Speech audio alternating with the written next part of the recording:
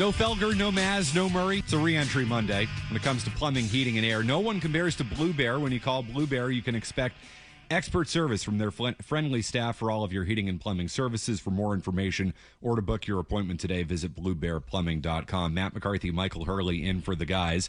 Hurley, you like the A.J. Brown trade? Absolutely. This is what you do when you have a quarterback on a rookie contract. You shell out whatever it takes to surround him with talent so you can go and compete for a Super Bowl. And I was of the belief that this team was due for a big step back, and I still think win-wise they will.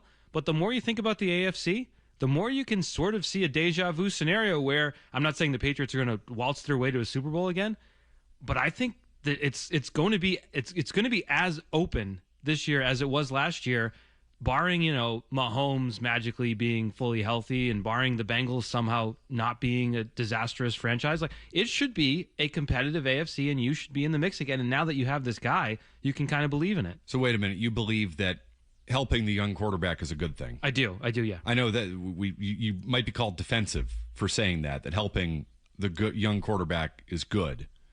The same way that, like, when they got rid of Joe Milton, it was because Drake May was like a baby. Is that what we're talking about? Like, so Drake May needs more and is needy? Is that what we're talking about? Well, yeah. Or, you could say that it's an overpay, which is something I've heard a lot in and it was a days. little bit because no one else was willing to pay that. But you wanted the guy. And if you wanted to pay less, other teams would have been involved. So that's and ultimately, like, did you overpay?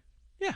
Sure. A little bit. A little bit. If he goes out there and has 1,200 yards and 10 touchdowns, no one will care. In the end, like, what does it really matter if he's more valuable to you than anybody else in the NFL? Like, he should be more valuable to the Patriots than anybody else because you have Drake May. You're trying to help the guy out. You have not had a true, legitimate, bona fide number one receiver. Diggs had a good year last year, but somebody like this, who 2 years ago had 1,500 yards. And yes, there are concerns about the knee. There are concerns about the attitude, all of that. But you're telling me it's better to not do it than go out and help the young quarterback and, I don't know, try to win football games and not let a first-round pick 2 years from now, not a year from now, not 2 years from now, not this year, get in your way when the AFC is weak and you have the rookie quarterback, a young quarterback on the rookie contract, and you're trying to build something coming off a Super Bowl. You're telling me that I should be more concerned about a first-round pick 2 years from now than all of the things we just mentioned there? And let's put it this way. Let's just concrete it, bring it to the present. Would you trade Caleb Lomu for A.J. Brown? Yes. Probably. Yeah. I mean, tackle is very valuable, but you would. And throw in Karan Prunty, who was their fifth-round pick. Would you be willing to part ways with the cornerback they reached on in the fifth round? Do you think if you could get A.J. Brown? Yeah. So what is really there to be upset about? Like, well, and if you read, I was reading Albert Breer this morning, who really detailed the trade process, and you didn't get worked over by Howie Roseman. He wanted a first-round pick and a second-round pick. He got a first-rounder 2 years from now and a fifth-rounder next year. You did, like, deals hurt sometimes, and this one hurts a little, but as long as A.J. Brown doesn't get injured, this deal be you will not care. You will not care. Like, yeah, when the draft comes around, you'll wish you had that first round pick no matter what, even if you just won a Super Bowl. But you want this type of player. You haven't drafted this type of player, you haven't developed this type of player, and you haven't swiped a player like this on another roster before they became a star. So this is what you got to pay. You know what? I mean, paying a first rounder and a fifth rounder for a guy who went for a first and a third in 2023 is, by definition, an overpay. I mean, if we're looking at the value sheet, and I'm sure teams have proprietary value sheets on what players are worth and what first round picks are worth, and teams in baseball have point systems and all of that. Did the Patriots overpay based on what the computer says, based on what the model says, based on what the spreadsheet says? Yes, of course the Patriots overpaid based on the data. You know who doesn't care that it's an overpay according to the data? Real sports fans. The ones who look at this and say, you know what, that is worth it because you got a rookie quarterback or a young quarterback. Yeah, you know who doesn't care? Drake May. So why are we so obsessed on value? Why are we so obsessed about that?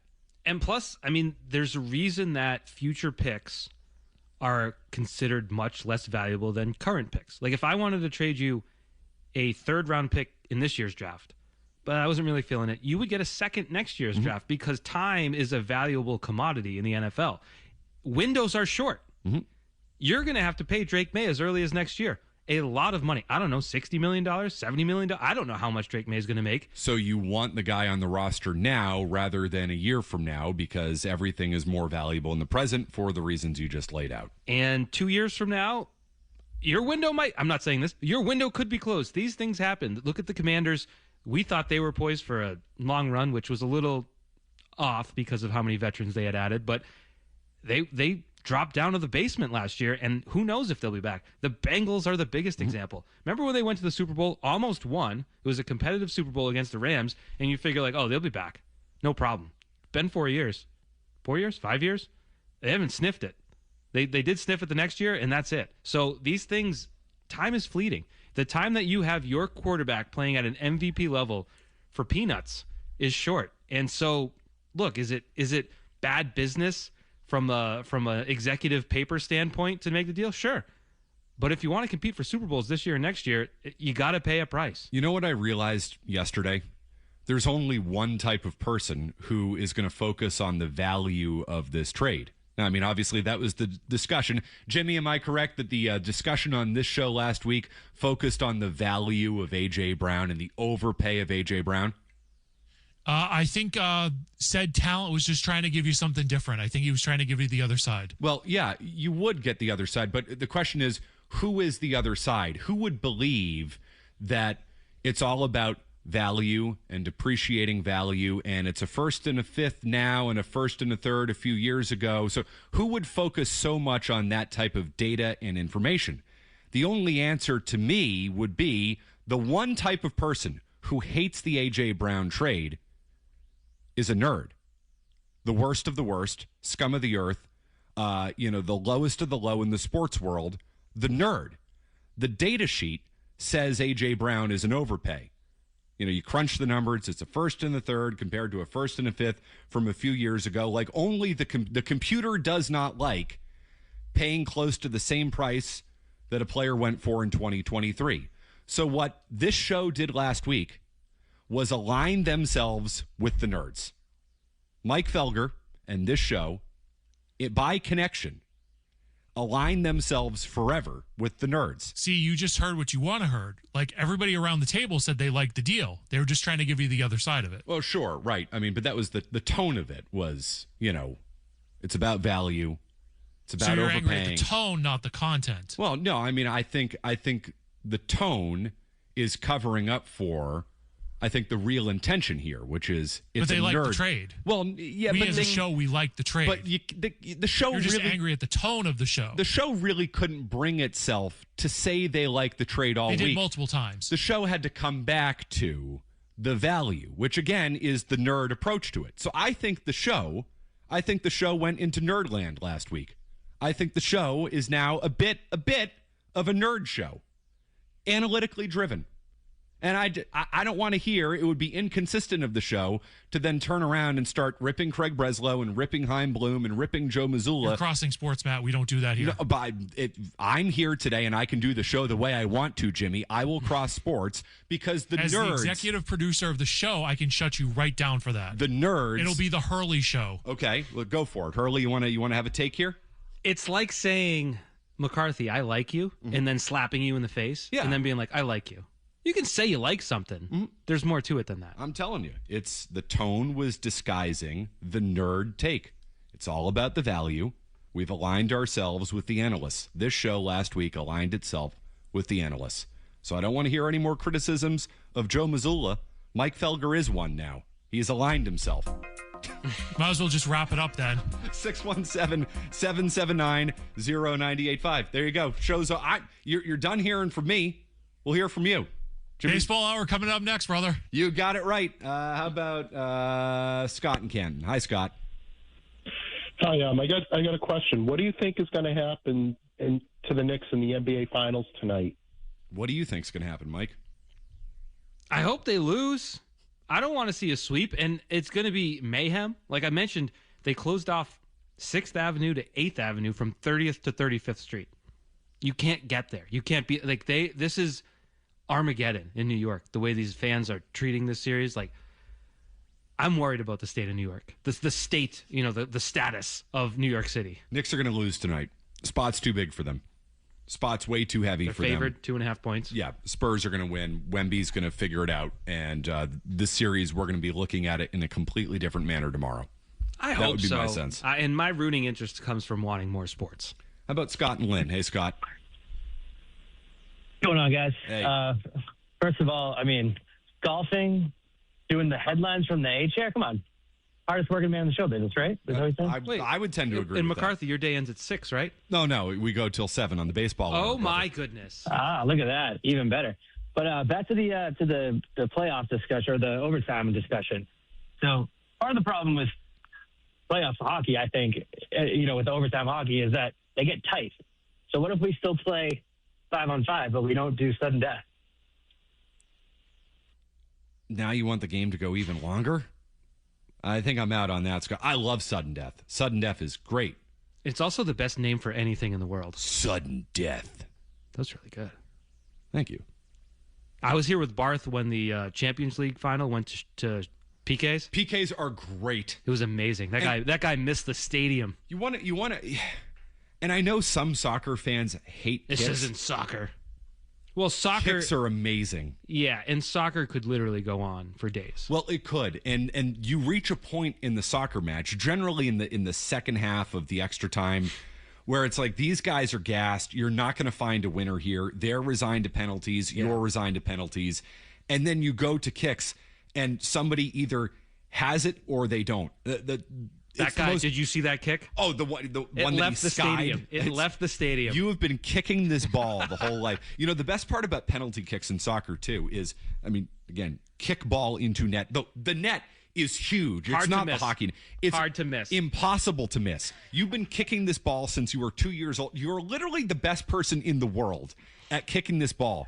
But we're going to make you walk across the pitch, and you got to think about it. There's 80,000 people going bananas. And if you miss this kick, it will define your life forever. So just think about it. Good luck. Because even if you kick, even if the goalie guesses right, you're still probably powering it past him because he's got so much ground to cover. Kick it hard, it's going to deflect off of his hand into the net still. Like, you got to kick it into the guy. The goalie can be perfect, and you still can beat him. But you just got to think. Just keep that in mind. Keep that in mind, friend, as you walk all the way across the field. Don't screw it up. Don't screw it up. Don't screw it up. It's the best moment in sports. Love kicks. So good, so dramatic, so good for the fans, so good for the people on television, because I guarantee you, if you played double overtime, triple overtime in soccer, you'd tune away because you're not going to find a winner. And if you do find a winner, it's going to be a fluke, the same way the Stanley Cup final goal was a fluke the other night. It just was. I've gone too long. I apologize. We'll continue. Matt McCarthy, Michael Hurley. Hit the button, the commercial. Pay the bills, please, if you could, Jimmy. Hey, stay tuned for more Felger and Mazz, okay?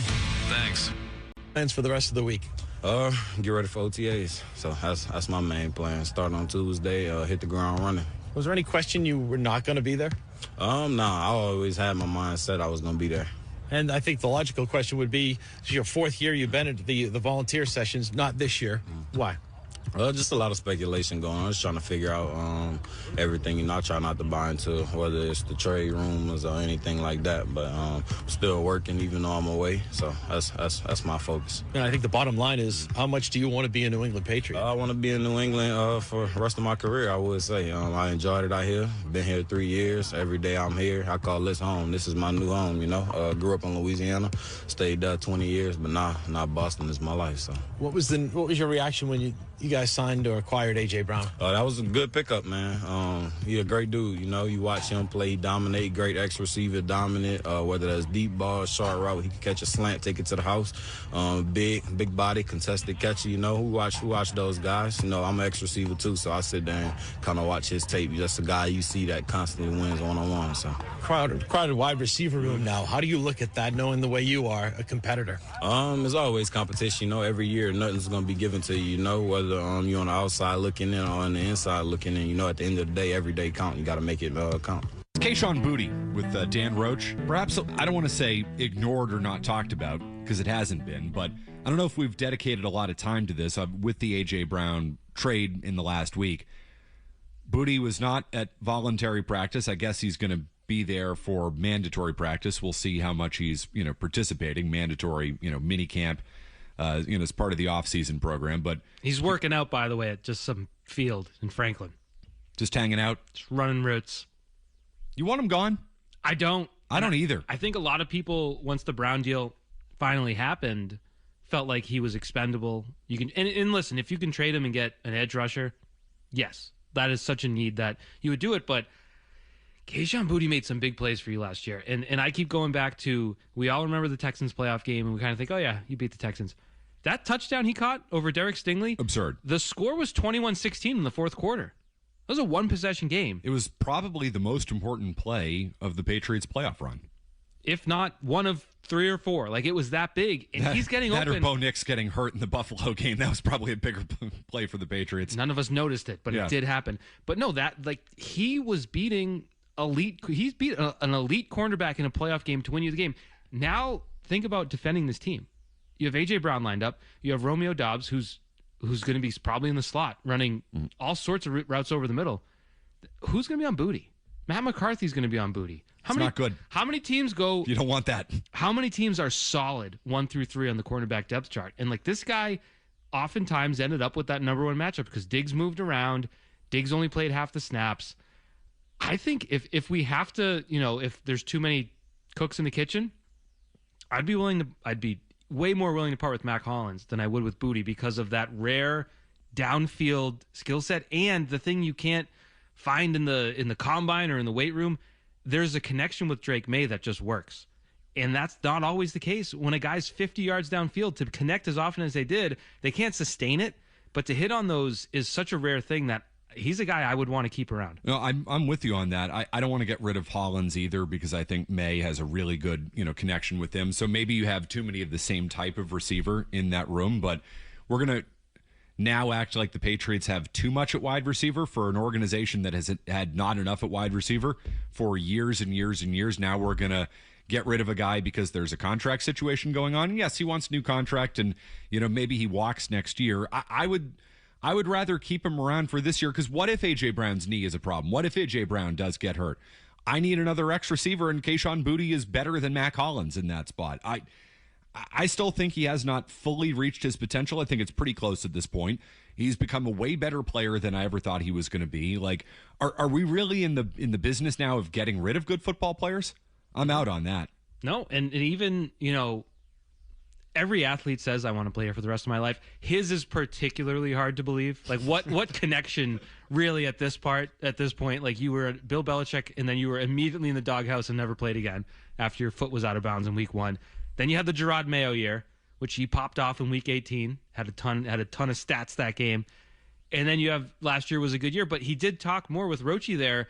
He talked as if he is on board mentally. And that was the question, is he checked out because they were so focused on A.J. Brown. He talked about defending the AFC Championship, getting back to the Super Bowl, competing. He talked about the Super Bowl. He just sounded like someone who's ready to go to work for the Patriots despite literally not going to work for the Patriots the past couple of weeks. It did sound like he's on board with what they've got going on. Carlos in Worcester. Carlos.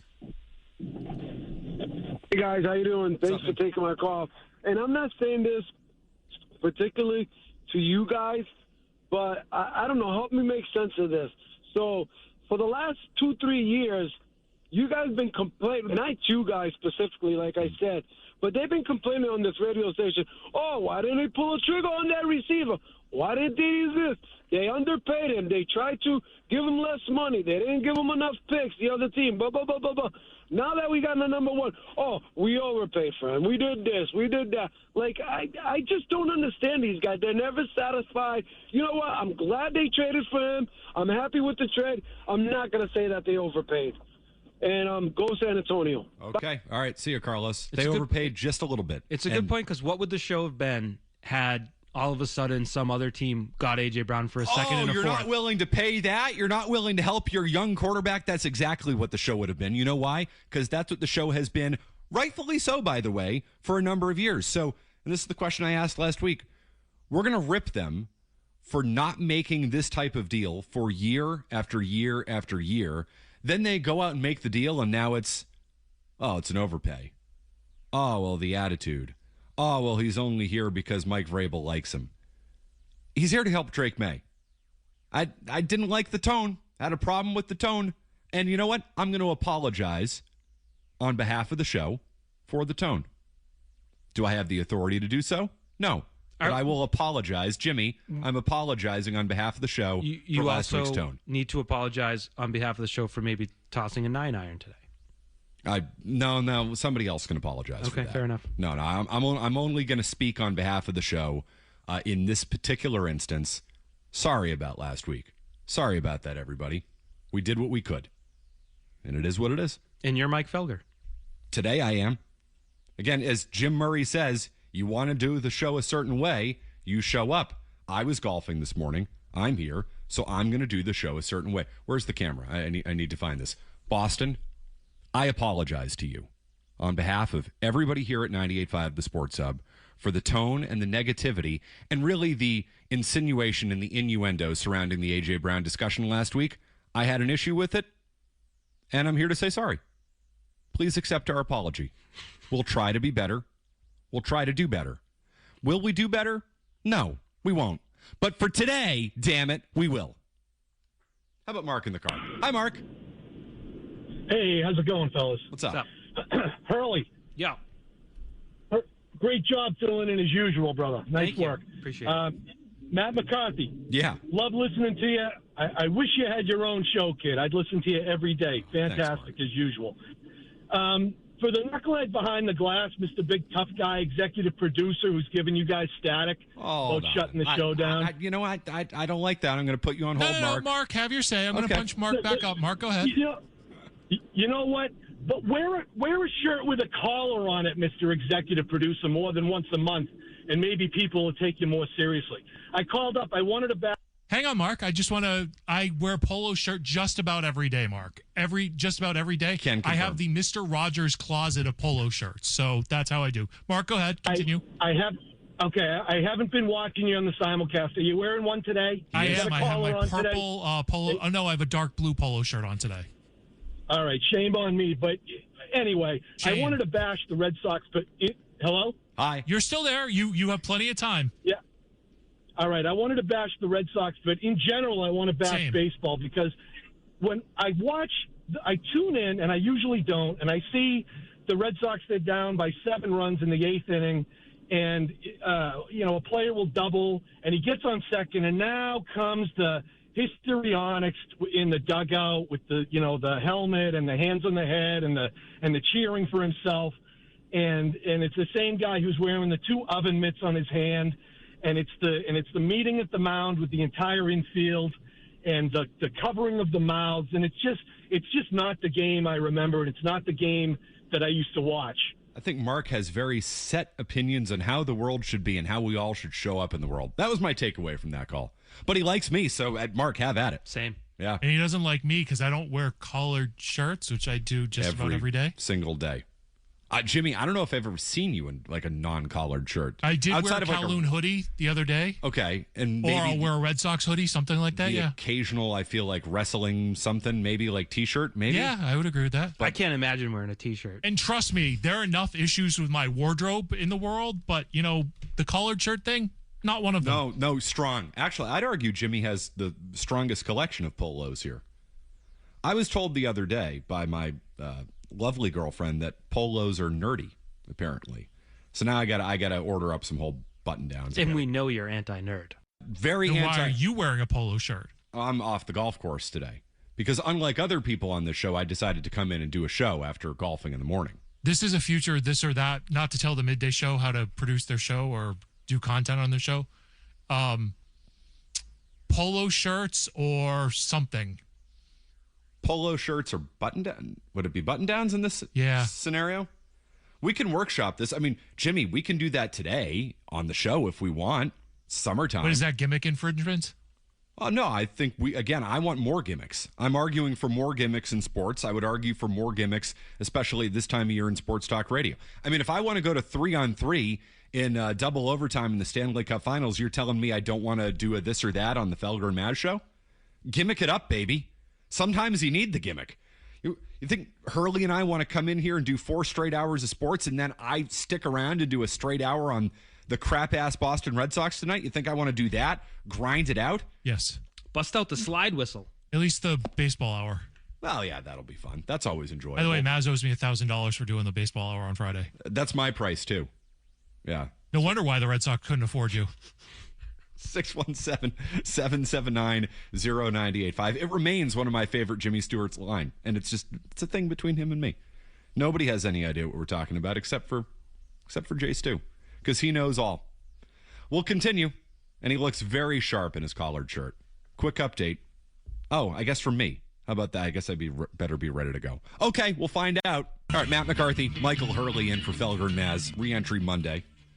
And thanks to everybody at Brookmeadow Country Club this morning for the Who's Your Caddy Classic, raising thousands of dollars for Special Olympics Massachusetts. Just a great event as always. We'd like to thank Brookmeadow, Bernardi Auto Group, Catches Law Group, Pin Golf, FootJoy Yale Appliance, and Snell Golf for leading the way and raising thousands of dollars. It was an awesome event, and we're always, of course, very, very happy to do it, and it's for a great cause.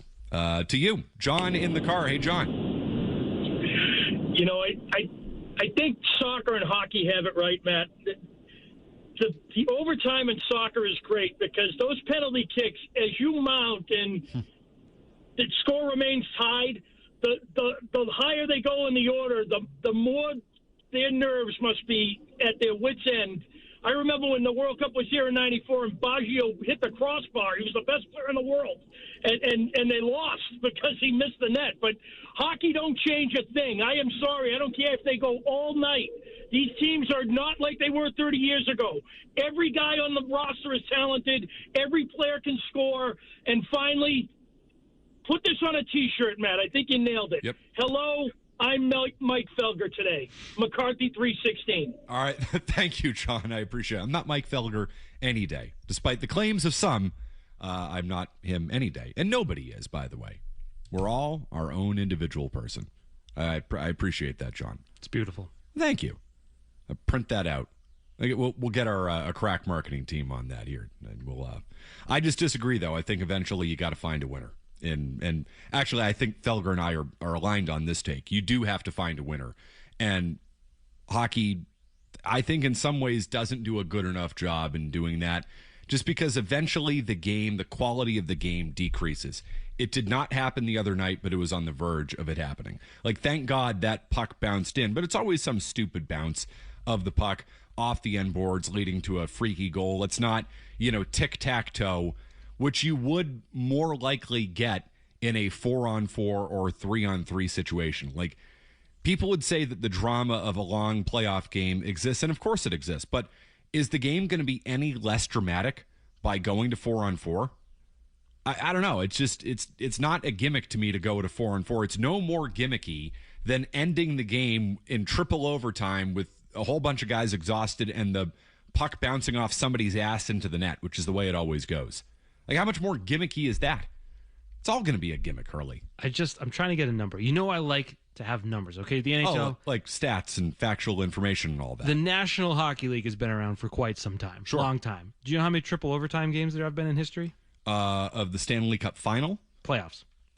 Stanley Cup playoffs. I would say 15 to 20? 55. In the last, in history. Ever. And I'm sorry, and this is in the Stanley Cup playoffs and in the... Yes. Okay, not just the final, in the playoffs. In the playoffs. 55. 55 ever. In the 100 years of the NHL, give or take, a little more than 100 years. So you're averaging, essentially, 1 every 2 years of a game that's just completely ridiculous. Yeah, so it's really not an epidemic of sorts. I feel like it's happened a lot more recently, though. You had a 6 overtime game back in 1936. Oh, we all remember that very well. The Red Wings beating the Montreal Maroons 1-0 in 6th overtime. I mean, somebody have mercy on those guys and the people in the stands. For Christ's sake. The Bruins played the second longest game in NHL history, losing 1-0 in 6 overtimes to Toronto in 1933.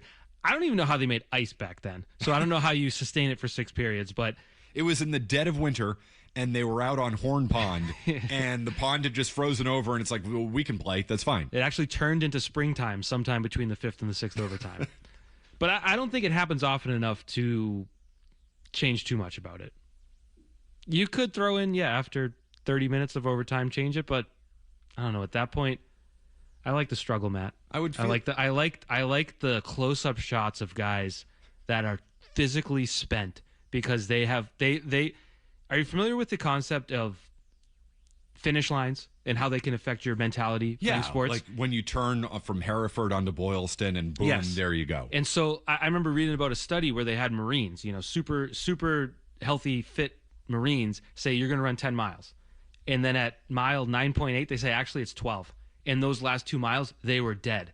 And that just keeps happening. And it's just a battle of who can overcome it the most. I think it's a beautiful thing. I think it's rare enough that it's still beautiful. I hear you that you don't usually get a great play to end those games. But I don't think that's any reason to change it. We meant to get into the Giannis, latest on Giannis, a little bit earlier on in the program. We then uncovered some very important information that happened at the Who's Your Caddy Classic today, which you will be able to hear on the podcast hour 2, or you can check us out on social eventually. You'll understand what happened. That's a major market tease right there, Hurley. That's how they teach you how to do it at Ithaca. Like, tease people, make them go and check something out. You want it like the capture headline. You would know that. You write things. I'm a website traffic deliverer of traffic. Something you put on a resume. Deliverer. Well, we will deliver a Giannis take and Giannis information for you. The latest on Giannis. We'll do that next. I have not heard that Boston is on Giannis's list. I have not heard that Giannis is prepared to sign the extension with Boston. So frankly, the Jaylen Brown part is moot to me. If I hear yes, now let's have a discussion. But I haven't heard. And maybe they are true. Just because I haven't heard doesn't mean it's not true. But until those two things are true, I don't think it's really something that's in the world of reality. Brian Windhorst, what he's hearing on the latest with Giannis Antetokounmpo. What have you made of the whole Giannis saga this offseason, Hurley? And are you buying any part of that? I've wanted nothing to do with him. And it's 6 years ago. I would have never believed we'd be at that point. But I keep coming back to the fact that you have what most teams want. You have what most teams would kill for in 2 stars that we believe get along just fine. We know this was Jaylen Brown's favorite season of his career. Maybe that is a sign that, and if that's the case, then you need to explore things like this. But if they're on the same page, I think this doesn't make you better, which again sounds crazy. I don't know. Isn't Giannis, we're talking about an underachieving Celtics team, right? Yep. So you're going to bring in maybe an all-time underachiever, a one-time champion, and a guy that looked like he was about to own the league for 10 years, and that's going to change the culture here? I'm sorry, wait a minute. Are you talking about Giannis or are you talking about the Celtics? Fair enough, but how does an underachiever come in and change things for you? Well, maybe the thought process is you swap out one underachiever for another underachiever, and maybe you pair together 2 underachievers who have never been paired together before, and you get more out of the 2 underachievers that have been paired together for the last 10 years and consistently keep losing to inferior teams. That would be my thought process behind it. I think, is that like a negative plus a negative is a positive? Might be. That's math. Boy math. That's the way science works, right? I guess so. How about this?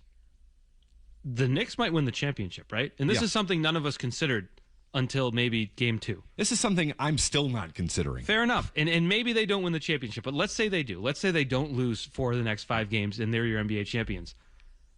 Doesn't that mean you're closer than you felt 2 weeks ago when you watch game 1 of Spurs Thunder and you're like, good Lord, this is the future of basketball? That's changed. And if the Knicks are NBA champ, a team that we sort of dismissed right up until, again, game 2 of the finals, if they're championship-worthy team, the Celtics are closer than we've given them credit for. See, I actually don't think it means the Celtics are closer. I think it means that this is the day and age in the NBA where a team finds a way to win once, 1 year, and, I mean, let's say they do win. You think the Knicks are getting back here and doing this again anytime soon? No, but if that team is good enough to win, then the Celtics aren't quite as far away as we thought, where you have to drastically blow everything up. Being good enough to win has never been the Celtics' problem. They've been good enough to win for the last 5 years, probably. I mean, going back to 2022, they've been good enough to win. Well, they had a roster good enough to win in 2019. That did not work out. So, I mean, they have in the Brown and Tatum era, they have been consistently good enough to win, and yet they never do. So, never do. They did once. You know what I mean by that. They consistently underachieve. They let you down. Why am I supposed to believe that 2024 is predictive of what's going to happen? Why shouldn't I just say that's the anomaly here? That's the outlier here. Because 2024 is the outlier. You know what they do? They consistently lose to teams that are worse than them in the playoffs. So I'm supposed to act like Brown and Tatum that it's just going to work? That they're just going to figure it out one day? No, to be totally honest, 2024, where you didn't face a lot of adversity along the way, if you face any team with some level of fight, the Celtics turtle. If you face the Philadelphia 76ers, who are down 3-1 in a series, the Celtics are going to find a way to turtle. So why should I believe that this is going to just fix itself overnight, that you keep running it back and it's going to work? It's not the way it works in the NBA anymore. 8 straight years with a different champion. Keeping teams together does not work in this league right now. So why am I supposed to keep the Celtics together? I don't think you need them fully intact. You could take another instructive lesson from the New York Knicks, which is good playoff run last year, right? Beat the Celtics, made it to the conference finals. What'd they do? Immediately. Is that what they do immediately after they lost? Fired their head coach. Okay. I'd fire Joe Mazzulla tomorrow. I mean, I think that can be a significant change because it's not as if he is just there for the ride. He is very instrumental in what they do, how they do it, how they play, how they adjust or don't adjust. And that's where I've seen them get killed in these series.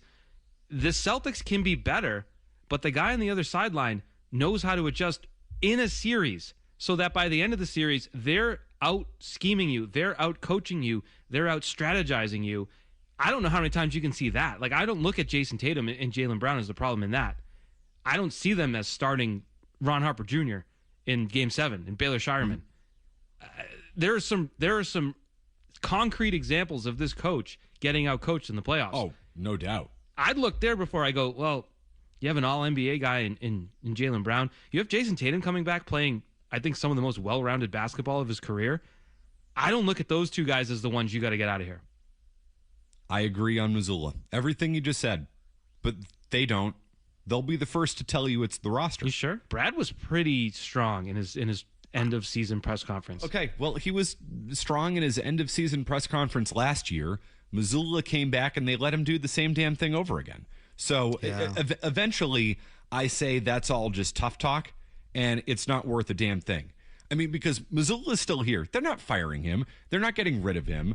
The players like him. He's a Tatum guy, so he's not going anywhere. So I also do have to, if we're going to take them at their word on Mazzulla, shouldn't we take them at their word on the roster, too, that it's just not good enough? And if the roster is just not good enough with 2 All-NBA players, doesn't that suggest that the All-NBA players aren't getting the most out of each other and therefore their teammates? Like, Brown and Tatum have underachieved. Can we agree with that? Oh, yeah. Yeah. It's not, the book is not closed yet. If they end their tenure, which they still have probably 3 more years of their prime left with 1 championship, that is a disappointment because you expected more. Do they sound like a duo that is going to figure it out? Based on Jaylen Brown's comments this offseason, this was my favorite year. I love this year, which obviously the implication is it's because I was the guy. Does he sound like that he's ready to be a number 2 again and ready to sacrifice to win? Is that what Jaylen Brown sounds like right now? Didn't love the stream comments. He told you. And then the clarification was just more of the same. Hurley, when somebody tells you who they are, listen. And Jaylen Brown has been telling us who he is and what's important to him. And by extension, winning, based on the comments he made, I can conclude that winning is not the number 1 thing on his list. So how are you going to get back to the NBA Finals, winning championships, if everybody isn't rowing in the same direction? Like, you might say, I don't want to break up Brown and Tatum. In a perfect world, I don't want to break them up either. But I have to look at this situation and say it's not working. They probably don't want it to work. So keeping it together is a bigger risk than blowing it up at this point. And I've never been a break up the Jays kind of guy. until the way this season went down, until the way that Sixers series went down, and until Jaylen Brown made those comments, then I said, I have to adjust. I have to adjust my opinion on this. Yeah, I just think back to 2 years ago, 3 years. I don't know what year it is ever. 3 years ago, they lost to the Heat, right? Mm-hmm. Right? I got my years right? Yep. And I remember Brad Stevens' end of season press conference, and I was like, is this guy joking? The way he was just like, oh, we missed a few shots. We were this close to having this talk at game 1 shoot-around of the NBA Finals, and you're kind of like, is this man crazy? And then what did he do? He traded Marcus Smart, who many considered to be like the heartbeat of the team. He got Drew Holiday. He got Kristaps Porzingis. He flipped that roster because he recognized they weren't good enough. So there is a trust level built up that I think Brad Stevens can do this. It depends. Oh, I agree. I think Stevens is a great GM. He can't control Jaylen Brown's thoughts, so that's the part that is the wild card here. But if it comes to assessing the roster, saying like you need an impact big and maybe a new coach, I don't think he's going to be afraid to do it. 617-779-0985. I see your Celtics thoughts on the line, Red Sox thoughts as well. We'll get to all of it. No commercials here, just the headlines. Matt McCarthy, Michael Hurley in for the guys.